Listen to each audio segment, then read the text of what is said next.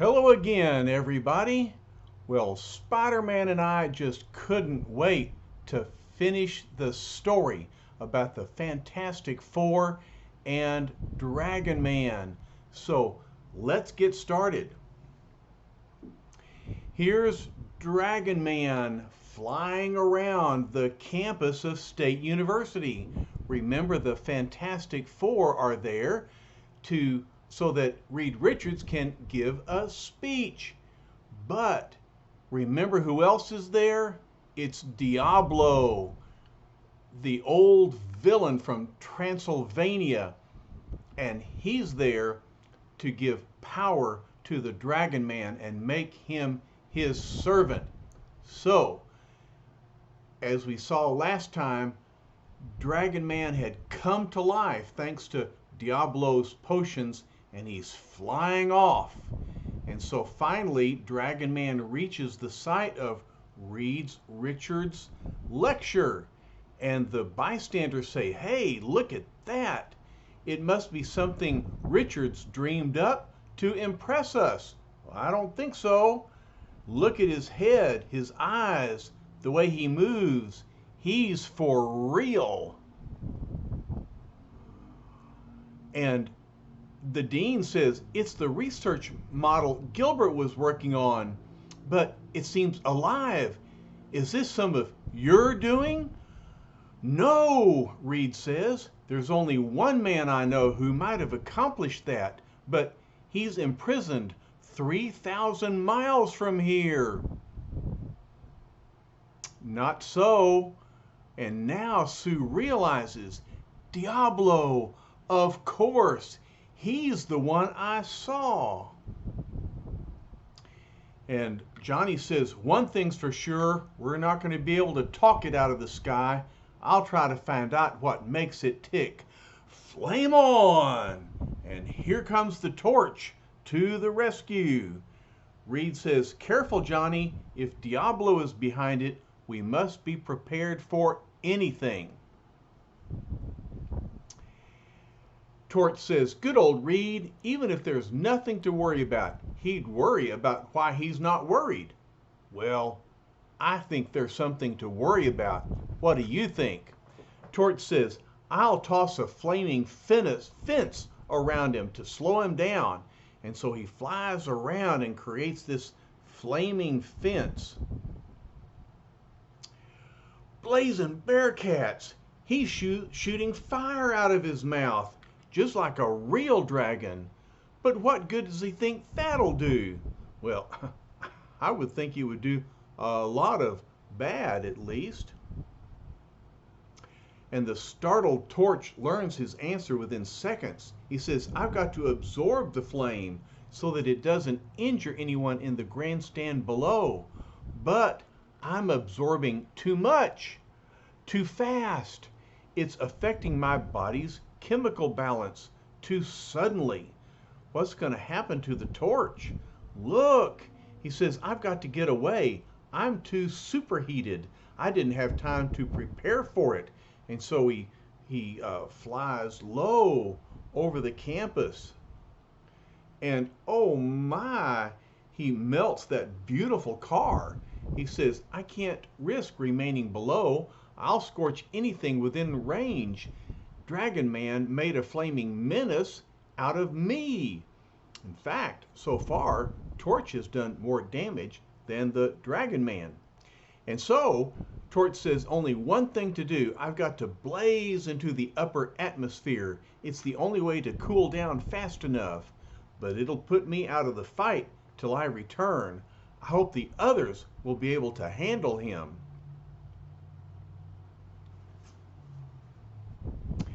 And the flaming teenager's fears are indeed well-founded, for down below we find Sue saying, "Reed, he's flying over the crowd as though he's searching for someone." Reed says, "I know, honey, and unless I miss my guess, his target is us. So stay back. Perhaps I can divert him with this flat piece of paving stone." And so Mr. Fantastic picks up the stone. What's he going to do with it? He says, "I'll stretch above the crowd to give them a chance to scatter. it's working. He's aiming his flame at the wrong target. So he's aiming his flame at the stone. And Mr. Fantastic says, and now, Sue, quickly, it's up to you. I've wrapped myself around his eyes, obscuring his vision. Throw your invisible force field around his wings. Hurry! She sends her force field upward. She thinks, I don't dare miss Reed's body. Is so stretched out that he could be seriously injured if Dragon Man exerts enough pressure. I'll do it, my darling. I won't fail you. I can't fail you. And look, so she does. Did you see that, Lucy? That's another thing that Sue Storm can do with her invisible power. She wrapped her force field around his wings. Mr. Fantastic says, perfect, Sue. That may hold him long enough for us to formulate a battle plan. But we need all our fighting strength. What could have happened to the Thing? Whoomp! The Dragon Man falls to the ground. Reed says, so far so good. Without its wing power, you made it come crashing down to Earth. Sue says, I could have sworn I heard it whimper as it fell, almost like an uncomprehending child. Reed, if Diablo is responsible, how did he do it? How could he breathe life into a lifeless creature? Reed says, nothing is totally lifeless, darling. Wood, stones, the very earth itself, all contain living atoms, atoms which must have responded to one of Diablo's incredible potions. And look, there's the Dragon Man kind of rubbing his eyes as if he were crying. Reed says he's undoubtedly motivated by Diablo's own will, talking about the Dragon Man. Wait, Sue, don't get too close to him. She says, I must take a chance. I want to try something. And here comes the Thing. He says, hey, wait till I tell you what happened. Oh, I see you found out already. Huh, yeah, I think so. Sue says, everything that lives is responsive to kindness, to sympathy. Remember the wolves who cared for Romulus and Remus? Remember King Kong's gentleness toward a helpless girl?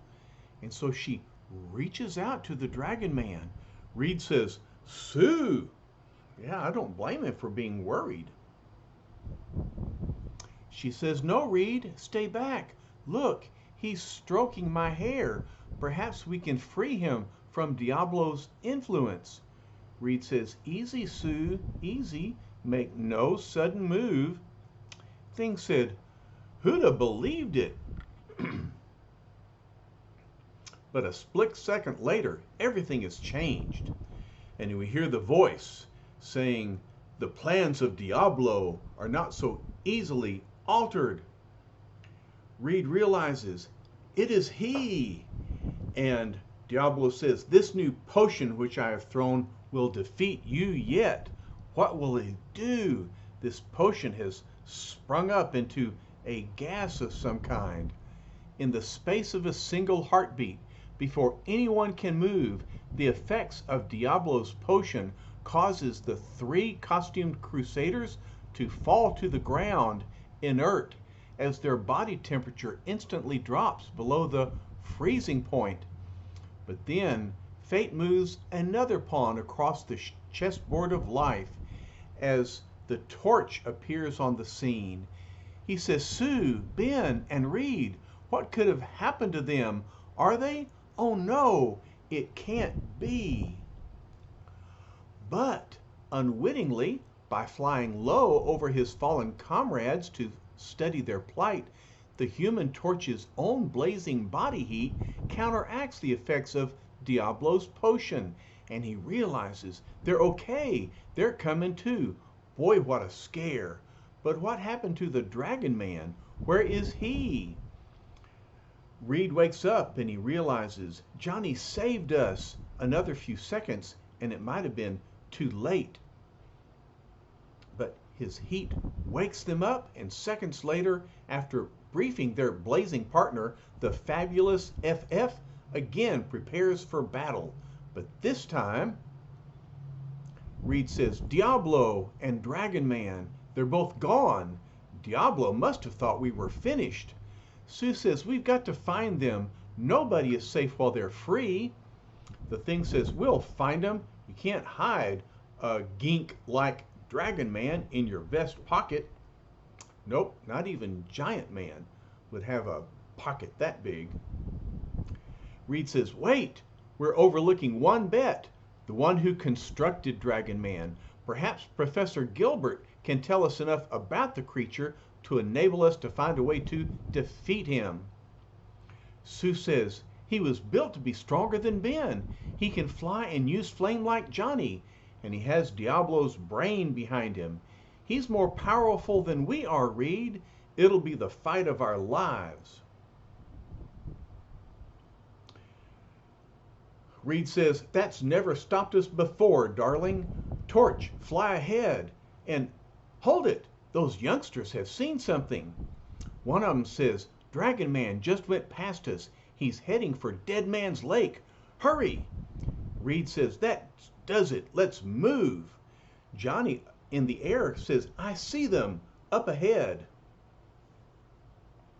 And at the edge of Dead Man's Lake, we find Professor Gilbert, who says, Diablo, you must undo this terrible thing you've done. You must make Dragon Man as he was. Diablo says, I told you that no one dictates to Diablo. I shall decide his fate in my own time. Gilbert thinks, when I constructed him of pliable, inanimate materials, I never dreamed the end result would be this. He was never meant to live. He mustn't live. Diablo goes on, yet with one such creature under my control, one titan capable of crushing any foe, think of the power that will be mine. Gilbert realizes this madman must be stopped, but how? Then, as if in answer to the professor's unspoken query, a flaming firebrand blazes into view, and he throws a flame ball. Diablo looks up. The Human Torch, you still live? Torch says, we all live, Diablo. No thanks to you, you creep. But Torch realizes, uh-oh, he's reaching for another blasted potion. He hides them inside his gloves where they'll be close at hand. Then he tosses it at the torch. He says, one simple pellet capable of drawing all the oxygen from the air around it, and the torch can fly no more. The torch realizes a vacuum is forming up here. My flame is going out.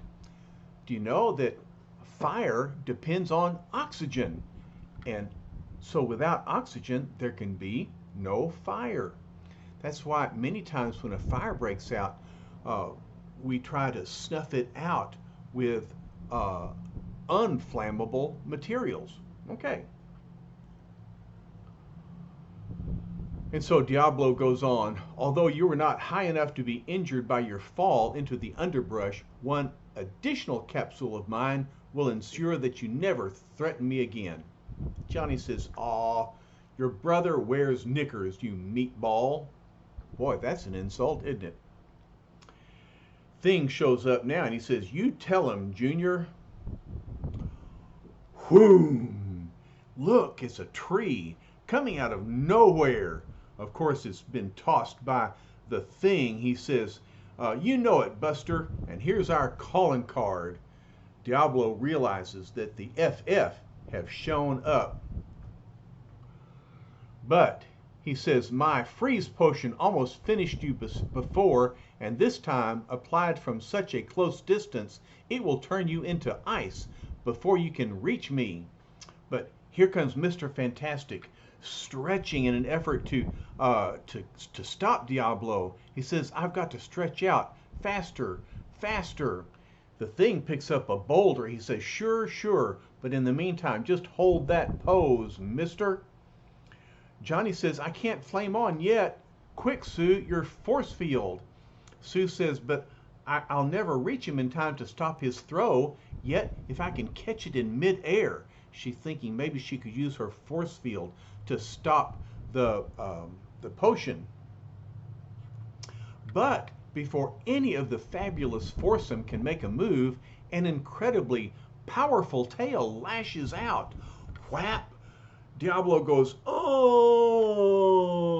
And look, he dropped the pellet.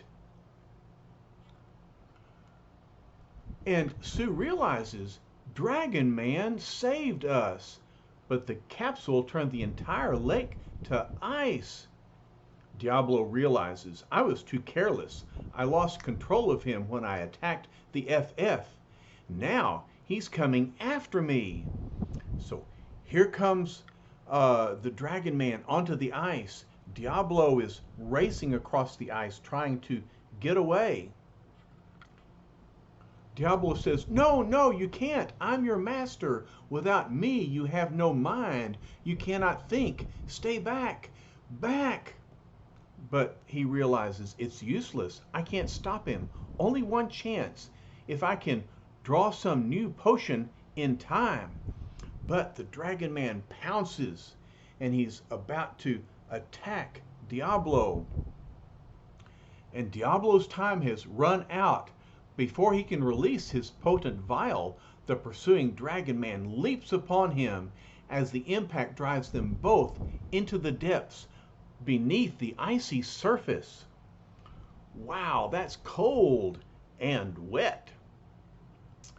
Here comes Mr. Fantastic. There's no sign of them. He stretches out his arm and he says, hurry, Ben, before it's too late. Thing says, yeah, I'm hurrying, but what am I trying to do?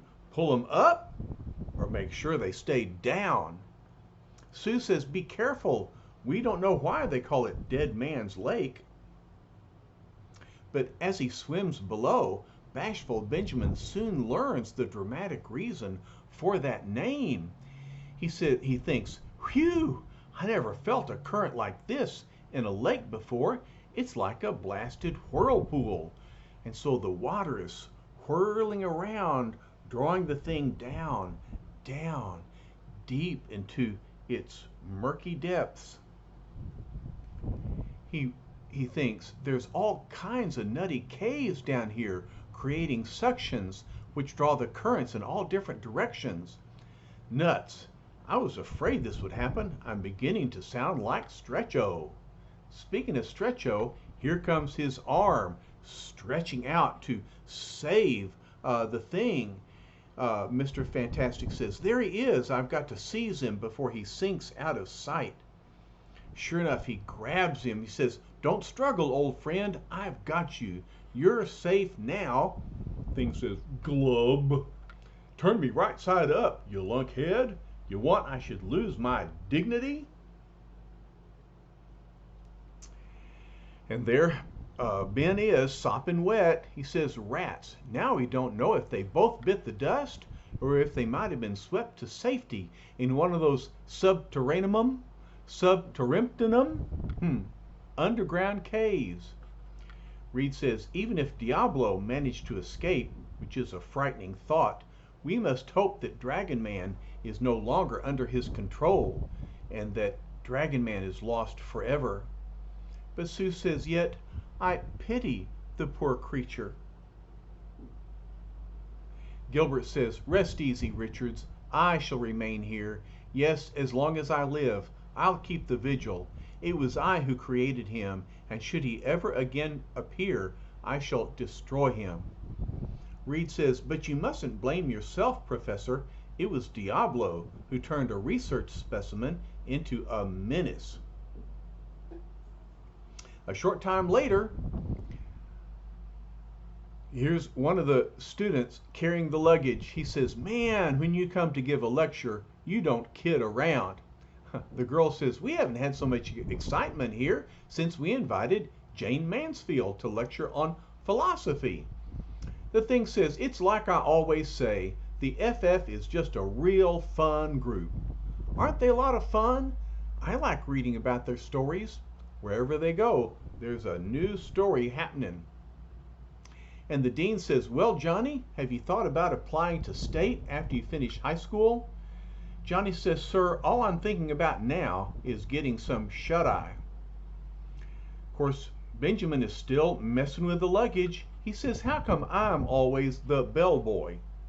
Well, it's a hard job being the strong man on the team. And then the thing says, "Hey, we can't shove off without Sue and Egghead. Where in Sam Hill have they skipped off to now?" Johnny says, "Last I saw them, they were walking down memory lane towards the sweetheart tree." Ben says, "Memory lane? Sweetheart tree? Sonny, I think you flipped your cork." Well, I wonder why Ben doesn't remember memory lane or sweetheart tree. Well, maybe Ben didn't have any sweethearts when he was at the university, and he doesn't remember memory lane. But a student reminds him. He says, "The torch is right, Mr. Grimm. We have a quite lover's lane here, like all colleges do. I guess your two missing partners just discovered it." Thing says, "Yeesh, what a revolting development." Not very far away, we find Reed with his arm around Sue. "Sue, dear, I want to tell you about an old campus tradition I still remember from my days at State." Sue says, "I'd love to learn of it, Reed." "See that tree cut in the shape of a heart?" "Oh, yes, darling. It's lovely." "Well, according to tradition, any couple who hold hands and kiss while standing before it will marry within a year." Sue says, "I've been waiting for you to take my hand." Reed says, "Sue, my dearest, you mean you feel about me the way I feel about you?" "Well, duh, big buddy. Where have you been for all of these issues?" All right, Sue says, "I've always felt that way, Reed. Perhaps I never fully realized it until now, but it's always been you." So, what's going on here is that Reed is finally asking Sue to marry him, and soon there'll be a Fantastic Four wedding. And it'll be fantastic, I promise you that. Well, as we take leave of the two lovers, we realize that a simple tree can exercise a power greater than any of Diablo's potions, a power men call love. All right, well, what a story, and what an unusual ending, as after the danger is over, Reed and Sue become engaged to be married. Wow! This is a great story. I can't wait to tell you about the attack of the evil FF, the Frightful Four. Look at these villains. They're the Wingless Wizard, Sandman. Do you remember him from the Spider-Man stories? And here's Pastebot Pete. And look, Lucy, it's a new female super character. We call her Medusa, and she has magic hair. Well, we'll have to wait until next time, but I'm going to be telling this story as soon as I get a chance. All right, until then, I hope you enjoyed the Dragon Man and Diablo, and I will be back soon. I promise. I love y'all. Bye-bye.